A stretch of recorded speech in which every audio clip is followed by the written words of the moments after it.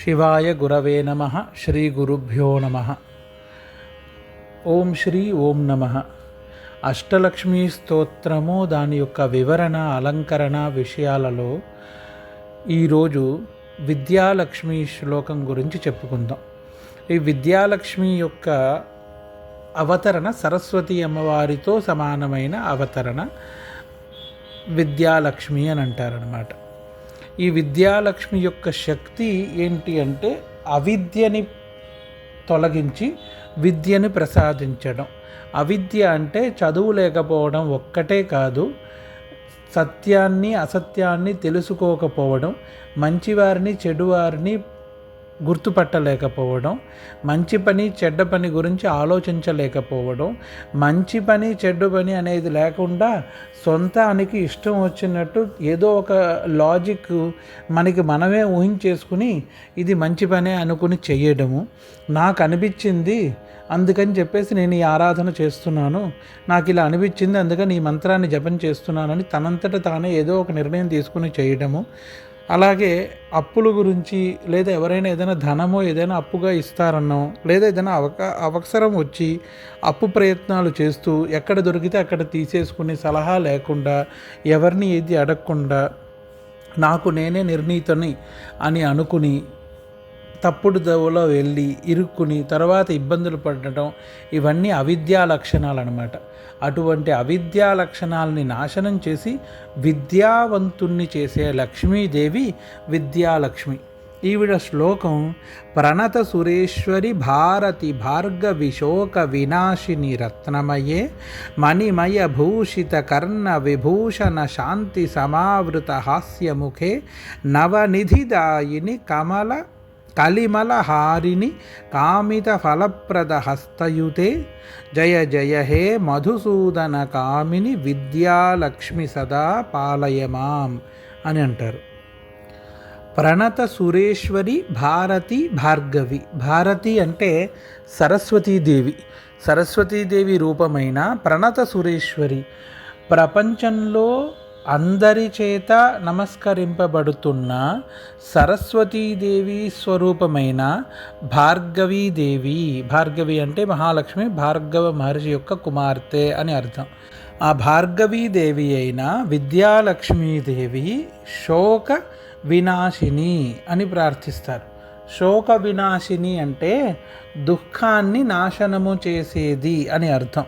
శోకము అంటే ఏడుపు, దుఃఖము అని అర్థం. ఈ దుఃఖం ఎక్కడి నుంచి, శోకము అనేది ఎక్కడి నుంచి వస్తుంది అంటే అవిద్య వల్ల వచ్చేదే ప్రథమం. అవిద్య అంటే చేయవలసిన సమయంలో చేయవలసిన పనిని చేయకుండా లేదా తప్పుడు మార్గంలో వెళ్ళి దాన్ని వదలడం వల్ల వచ్చే దుఃఖాన్నే శోకము అని అంటారనమాట. అలా చేయవలసిన పని చేయకపోతే, అశోకవనంలో సీతాదేవి శోకంతో ఉండడము అనే దాన్ని వర్ణిస్తూ రామాయణంలో ఒక చోట లక్ష్మణుడి రేఖ ఆవిడ దాటకుండా ఉంటుంటే ఆ శోకం ఆవిడకి వచ్చేది కాదు అని అర్థం. అంటే అక్కడ లక్ష్మణుడి ఆజ్ఞ ఆవిడ పాటించుంటే ఆ శోకం ఉండేది కాదు. కానీ విధివశాత్తు లోక కళ్యాణార్థం రావణ సంహారం కోసమే అది జరగాలి, అంతే, అది విధి, అది మారదు. కానీ అది ఒక ఉదాహరణ అనమాట. అలాగే చేయవలసిన సమయంలో చేయవలసిన పనిని సలహాలు ఏవీ తీసుకోకుండా సొంత నిర్ణయాలతో తప్పుడు మార్గంలో వెళ్ళి రేపు ఏదో మంచి జరుగుతుంది అనే ఆలోచనతో ఇవాళ ఉన్నదాన్ని చెడగొట్టుకునే రకం ఏదైతే ఉందో దానివల్ల వచ్చేదాన్ని శోకము అని అంటారు. అటువంటి శోకాల్ని నాశనం చేసి రత్నమయే మణిమయ భూషిత. రత్నమయే అంటే రత్నములతో కూడిన, మణులతో కూడిన, అలంకరణతో ఉన్న కర్ణ విభూషణ అని అంటారు. కర్ణ విభూషణ అంటే ఇలాంటి రత్నములు, మణులు, మాణిక్యాలతో కూడిన కర్ణకుండలములను వేసి ఉంది. ఇక్కడ కర్ణము అనే పదాన్ని రావడానికి కారణం విద్య. విద్య అనేది మనం చదివేది, మనం చదివితే ఎదటి గురువుగారి రూపంలో అమ్మవారు వింటూ ఉంటుంది. అది నియమం. ఏ స్తోత్రమైనా సరే, సంగీతమైనా సరే, చదువుకునే ఏ విద్య అయినా సరే చెప్తూ రాస్తే అది మనకి బుద్ధి వరకు వెళ్ళి మూలంలో స్థిరముగా ఉండిపోతుంది. అలా చెప్తూ ఉండేదాన్ని వినేదే అమ్మవారు. అప్పట్లో శాస్త్రాలు వేదాలు పురాణాలే కాబట్టి అవన్నీ శ్రవణాలతో కూడుకున్నవి కాబట్టి ఇక్కడ కర్ణ విభూషణ శాంతియుతే అనే మాట రావడానికి కారణం అమ్మవారి యొక్క మహాశక్తివంతమైన విద్యాస్వరూపిణి అయిన మహాలక్ష్మి మహాసరస్వతికి ప్రతిరూపము అని చెప్పడం అన్నమాట. అటువంటి విద్యని అవిద్యతో మనం వదిలేసుకుంటున్నాం. విద్య, వివేకము, జ్ఞానము ఇలా చాలా ఉన్నాయి. దాంట్లో చదివితే వచ్చేది విద్య, చూస్తే వచ్చేది వివేకము, వింటే వచ్చేది విద్య, అనుభవంతో వచ్చేది వివేకము.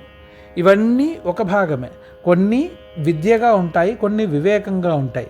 కానీ వీటిలన్నిటికీ మూలం ఫిల్టరైజేషన్ చేసుకోవడం, ఏది ఉపయోగించాలి ఏది ఉపయోగించకూడదు అనేది. అదే జ్ఞానం. అది ఆఖరి విషయం జ్ఞానం అన్నమాట. వాడి జ్ఞాని అనేది ఎప్పుడైతే అంటాము, రమణ మహర్షుల వారిని జ్ఞాని అన్నా, చంద్రశేఖర పరమాచార్యుల వారి జ్ఞాని అన్నా, వివేకానంద స్వాముల వారిని జ్ఞానులు అని అన్నా, ఇలా విశేషమైన వాళ్ళని జ్ఞానులు అని ఎప్పుడు అంటామంటే వాళ్ళు నేర్చుకున్న విద్యని, వివేకాన్ని ఒక చోట కేంద్రీకరించి దాన్ని సద్రూపాన్ని తీసుకురావడం.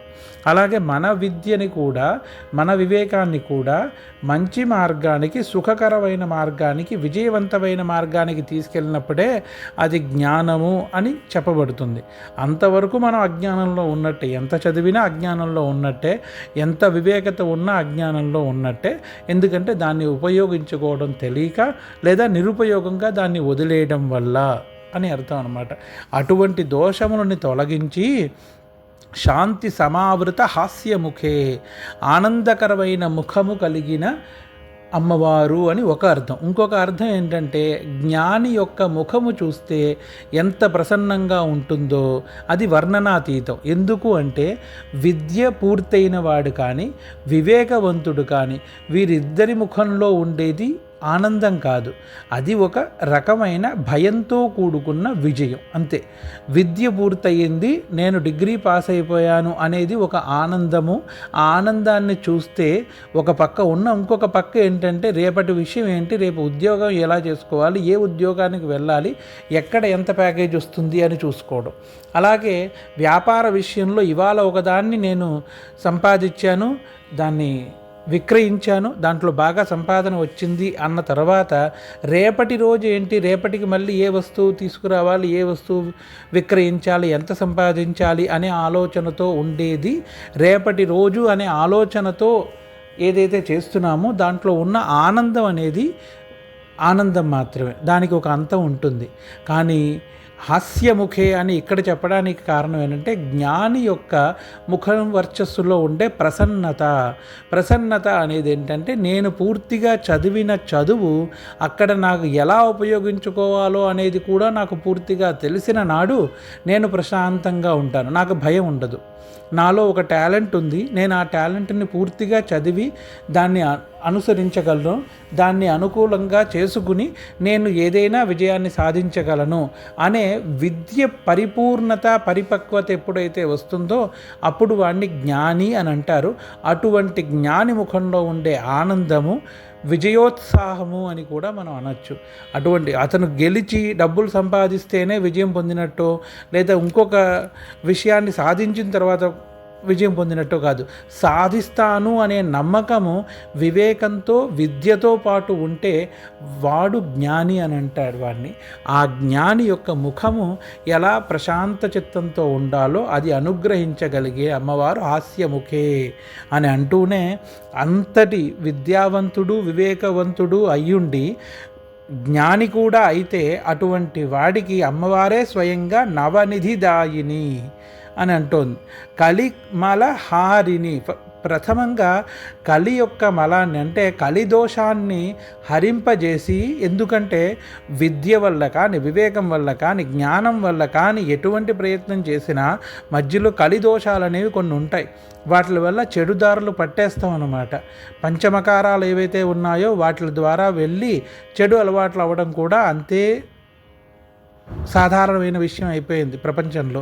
ఎందుకంటే శరీరానికి సుఖం అనేది, రెండవది వ్యసనము అనేది, రెండు చాలా తొందరగా అలవాటు చేసేసుకుంటుంది. అందువల్ల ఆ దోషం ఉంటుంది కాబట్టి అటువంటి కలిదోషాన్ని నాశనం చేసి కామిత ఫలప్రద హస్తయుతే. కామిత ఫలప్రదము అంటే విద్య, వివేకత్వము, దానివల్ల వచ్చిన జ్ఞానము యొక్క మార్గంలో విజయం ఎక్కడైతే దొరుకుతుందో అటువంటి కామిత వాంఛిత ఫలము ఏదైతే ఉందో, ఉదాహరణకి ఒక విద్యార్థి తను పూర్తిగా డిగ్రీ పూర్తి చేసుకుని ఎంబీఏ పూర్తి చేసుకుని వ్యాపారం ఆరంభించదలిచి వ్యాపారాన్ని ఆరంభించగలిగిన జ్ఞానాన్ని సంపాదించి వివేకాన్ని విద్యని చేసిన తర్వాత జ్ఞానాన్ని సంపాదించి ఆ వ్యాపారంలోకి వెళ్తే ఆ వ్యాపారం విజయవంతంగా పూర్తయి 10 మందిలో తనకి యశస్సు కీర్తి పెరిగినప్పుడు అది వాంఛిత ఫలప్రదం ఏదైతే ఉందో అది. యశస్సు కీర్తి పెరగడం, ధనం పెరగడం విజయోత్సాహం కాదు. ధనంతో పాటు మంచి పేరు, మాటకి మన్నన, మాటకి విలువ ఉండడమే గెలవడము అని. మాటకి విలువ అంటే మాట గురించి ఆయన ఒక మాట ఇచ్చాడు అంటే ఆ మాట మీద నిలబడతాడు అని ఎవరినైతే అంటారో అతనే విజయవంతుడు అని అర్థం అన్నమాట. అటువంటి కామిత ఫలప్రద హస్తయుతే, అటువంటి వాంఛిత ఫలములను ఇవ్వగలిగిన హస్తయుతే, హస్తంతో అనుగ్రహించగలిగిన చేతులు గల అమ్మ తల్లి నవనిధిదాయిని అని అన్నారనమాట. అటువంటి వివేకవంతుడు, విద్యావంతుడు, జ్ఞానవంతుడైన వాడికి అమ్మవారే స్వయంగా నవనిధులని ఇచ్చేస్తుందిట. నవనిధులు అంటే ఏంటి? పద్మనిధి, మహాపద్మనిధి, శంఖనిధి, మకరనిధి, కచ్చపనిధి, ముకుందనిధి, నందనిధి, నీలనిధి, ఖర్వనిధి అని అంటారనమాట. ఈ 9 నిధులని అమ్మవారు కుబేరుడికి ఇచ్చి ప్రజలకు ఇవ్వడానికి అమ్మవారు చెప్పినప్పుడు ఆ మార్గదర్శకం తీసుకుని ఆ భక్తుడికి ఇచ్చేటట్టుగా ఆశీర్వదించి మార్గదర్శకం చేసిందనమాట. ఆంజనేయ స్వామి చేతిలో ఈ నవనిధులు తమ ఆధీనంలో ఉన్నాయన్నమాట. అందుకే అష్టసిద్ధి నవనిధికే దాత అని ఆంజనేయ స్వామి హనుమాన్ చాలీసా కూడా చెప్తారు. ఈ నవనిధుల్లో ఏంటంటే పద్మనిధి అంటే సమగ్రతని పెంపొందించడం, మన బుద్ధిలో, మనస్సులో, విచారంలో అన్నిటిలోనూ సమగ్రతని పెంపొందించే శక్తి గల మహానిధి. రెండవ నిధి మహాపద్మనిధి అంటే పిల్లలు, వారి భవిష్యత్తు, సంతాన వృద్ధి, సంసార సుఖము ఇవన్నీ కలగజేసేది. మూడవది శంఖనిధి అంటే సమయము యొక్క పరిపక్వత, సమయాన్ని ఎలా వాడుకోవాలి అని తెలవడం. చాలామందికి సమయం అంటే విలువ ఉండదు. పొద్దున్న ఎన్నింటికి లేవాలి అంటే ఆ సమయాన్ని లేవడానికే బద్ధకం వల్ల కొంత ఆలస్యంగా చూసుకుని తర్వాత పరుగులు లైఫ్లో వెళ్ళిపోతారు. అలాగే ఎవరికైనా ఏదైనా సమయం ఇచ్చాము అంటే ఆ సమయానికి అక్కడ చేరుకుని అలవాటు పెట్టుకోరు. ఇలా సమయం విలువ లేకపోవడం వల్ల చాలా విషయాల్లో వెనకడుగు వేస్తాం అనమాట. అటువంటి దోషం లేకుండా శంఖనిధి అంటే సమయనిధి, సమయం మీ ఆధీనంలో ఉంటుంది అంటే చాలా పెద్ద విషయం ఇది. సమయం నా ఆధీనంలో ఉండడం అంటే చావు కూడా నా ఆధీనంలో ఉన్నట్టే, అంత పెద్ద నిధి ఇది. అటువంటి నవనిధిలో మూడో నిధి. 4వ నిధి మకర నిధి అంటారు. మకరము అంటే క్రొకోడైల్, ఇది మకర నిధి. ఇది జ్ఞాన నిధి అంటారు. జ్ఞానము మకర నిధి ఎందుకు అంటే మీలో చాలామందికి తెలుసుంటుంది, స్టాక్ మార్కెట్ అని వినే ఉంటారు. దాంట్లో ఒక చోట విద్యార్థులకి నేర్పించేటప్పుడు ఒక స్ట్రాటజీ గురించి చెప్తారు. క్రొకోడైల్ స్ట్రాటజీ అని అంటారనమాట. అంటే ఎలా అయితే ముసలి తన ఆహారం గురించి ఆ నీటి దగ్గరికి వచ్చి జలం తాగడానికి వచ్చిన జింకని కానీ ఏనుగు వరకు దేన్నైనా సరే ఏది వదిలిపెట్టదు, ఏనుగుతో సహా దేన్నైనా సరే పట్టుకోవడానికి కొన్ని గంటల పాటు, కొన్ని రోజుల పాటు కాచుకునే ఉంటుంది. అది ఎప్పుడైతే ఆహారం తన దగ్గర అక్కడ నీళ్లు తాగడానికి వచ్చిందో వెంటనే పట్టుకుని తన ఆహారాన్ని పట్టుకుంటుంది. అదే విశేషమైన శక్తి, ముసలికున్న శక్తి. అదే జ్ఞానశక్తి అని అంటారు. ఇక్కడ మకర నిధి అంటే జ్ఞానం. ఎక్కడ ఏ మంచి విషయం ఉందో తెలీదు, అందుకని ఎక్కడ ఏ మంచి విషయం ఉన్నా వెంటనే దాన్ని గ్రహించడము అని అర్థం. ఇంకొక అర్థం ఏంటంటే ఎదుటివాడు ఏదైనా చెప్పబోతుంటే దాని గురించి నాకు తెలిసి ఉంది, కానీ ఎదుటివాడు పూర్తిగా ఏం చెప్పబోతున్నాడో అనేది వినకుండా తనకు తెలిసిందే అని చెప్పేసి తొందరపడి నోటికి వచ్చిందల్లా చెప్పేయడం వల్ల, లేదా తనకు తెలిసింది చెప్పడం వల్ల తను జ్ఞానాన్ని తన జ్ఞానాన్ని తన నాశనం చేసుకుంటున్నాడు. ఎప్పుడూ జ్ఞానం ఏంటంటే ఎదుటివాడు చెప్పేది వినే కొద్దీ తన జ్ఞానం పెరుగుతూ ఉంటుంది. నాకు తెలిసింది గోరంత, తెలవాల్సింది కొండంత అనే ఆలోచనని. రెండవది మకర నిధి అనేది జ్ఞానాన్ని వృద్ధి చెందించుకుంటూ ఉండడమే. ఎందుకంటే రోజు అప్డేట్ వస్తూనే ఉంటుంది ప్రపంచంలో, ఏదో ఒక కొత్త విషయం మీద అప్డేట్ వస్తూనే ఉంటుంది. ఆ అప్డేట్ అంతా మనలో పెంచుకుంటూ ఉండడాన్ని మకర నిధి అని అంటారు. దీని తర్వాత ఉన్నది కచ్చప నిధి. కచ్చపము అంటే తాబేలు అనమాట. అంటే ఇల్లు, గృహము, సుఖము, వాహనము, వీటిలన్నిటికి సంబంధించిన సుఖాన్ని ఇచ్చే నిధి అది కచ్చప నిధి. దాని తర్వాత ముకుంద నిధి అని అంటారు. ముకుంద నిధి అంటే ఆహారము, ధాన్యాలు, భోజనము, ఎంత తినాలి, ఎంత తినకూడదు, ఏది తినాలి, ఏది తినకూడదు, ఏది ఆరోగ్యానికి మంచిది, ఏది అనారోగ్య కారకము, ఇవన్నీ తెలుసుకుని వాటి మీద ఉండడం ఒక ఎత్తు అయితే, రెండవది ఏది తిన్నా ఆరోగ్యకరమైన భోజనంగానే అది మారేటట్టుగా ఆ శక్తి, ఆ నిధి అనుగ్రహిస్తూ ఉంటుందన్నమాట. దాన్నే ముకుంద నిధి అంటారు. తర్వాత నందనిధి. నందనిధి అంటే అందము, సౌందర్యము, ఆనందము వీటిని పెంపొందిస్తూనే ఉంటుంది. అది నందనిధి. అటువంటి నందనిధి తన అందాన్ని, అందము అంటే బాహ్య సౌందర్యమే కాదు, ఆంతరింగిక సౌందర్యము కూడా వృద్ధి చెందించే శక్తి గల నిధి అన్నమాట. అది నందనిధి. దాని తర్వాత నీలనిధి. నీలనిధి అంటే ధనము, ఐశ్వర్యము, యశస్సు, కీర్తి వీటిల్ని వృద్ధి చెందిస్తూ ఉండడం దాని పని అన్నమాట. అది నీలనిధి. ఇంకా ఎనిమిదవది, ఆఖరిది కర్వనిధి అని అంటారు. కర్వనిధి అంటే మట్టి పాత్ర. కర్వము అంటే మట్టి పాత్ర. కాల్చిన మట్టి పాత్ర ఎలా ఉంటుందంటే, ఎలా అయితే తప్త కాంచనము వేడిగా కాల్చిన కరగబెట్టిన బంగారాన్ని ఎటువంటి ఆకారమైనా తీర్చిదిద్ది సుందరమైన ఆభూషణం ఎలా చేయగలుగుతామో, అలాగే ఎన్ని కష్టములు వచ్చినా, ఎన్ని బాధలు వచ్చినా, ఎన్ని దరిద్రములు వచ్చినా, ఎన్ని రకాల శత్రుబాధలు వచ్చినా అన్నిటికీ ఎదురుపడి నిలవగలిగే శక్తి ఉండవలసినది మనస్సుకో, బుద్ధికో కాదు, మొదట శరీరానికి. అది ఆరోగ్యంతోనే వస్తుంది. అటువంటి పరిపూర్ణమైన ఆరోగ్య శక్తిని ఇవ్వగల కర్వనిధి అని అంటారనమాట. ఇలా అష్టనిధులు. ఈ అష్టనిధులనే ఆంజనేయ స్వామికి అమ్మవారు అనుగ్రహించింది. రాములు వారి యొక్క కృప వల్ల సూర్యభగవానుడే అనుగ్రహించాడు ఆయనకి. అందుకే ఈ 8 నిధులైన పద్మనిధి, మహాపద్మనిధి, శంఖనిధి, మకరనిధి, కచ్చపనిధి, ముకుందనిధి, నందనిధి, నీలనిధి, కర్వనిధి, ఇలా విశేషమైన 9 నిధులని అమ్మవారు అనుగ్రహిస్తుంది. ఎలా అంటే విద్యాలక్ష్మి రూపంలో. అందుకే అవిద్య అనేది చాలా భయంకరమైన విషయం. ప్రపంచంలో ఏది ఉన్నా లేకపోయినా పర్లేదు, కానీ అవిద్య మాత్రం ఉండకూడదు. అవిద్యం వల్ల వచ్చేదే కామము, క్రోధము, లోభము, మోహము, మదము, మాత్సర్యము. ఇవన్నీ దోషభూయిష్టమైన భావనలే, దోషభూయిష్టమైన బుద్ధి లక్షణములే. కానీ కామము మితం వరకు ఖచ్చితంగా కావాలి, క్రోధము ఉండాలి, అలాగే లోభము ఉండాలి, అన్నీ ఉండాలి. కానీ అది పరిమితంగా ఉండాలి. అపరిమితంగా అన్ని చోట్ల ఎక్కువగా దాన్ని కంట్రోల్ చేసుకోలేనంత విషయంగా ఉండకూడదు. అదే అవిద్య అంటారు. విద్య ఉన్నవాడికి ఎక్కడ కోపపడాలి, ఎక్కడ కోపపడకూడదు, ఎక్కడ కామించాలి, ఎక్కడ కామించకూడదు, ఎక్కడ లోభించాలి, ఎక్కడ లోభించకూడదు అని అన్ని విషయాల గురించి అవగాహన ఉంటుంది.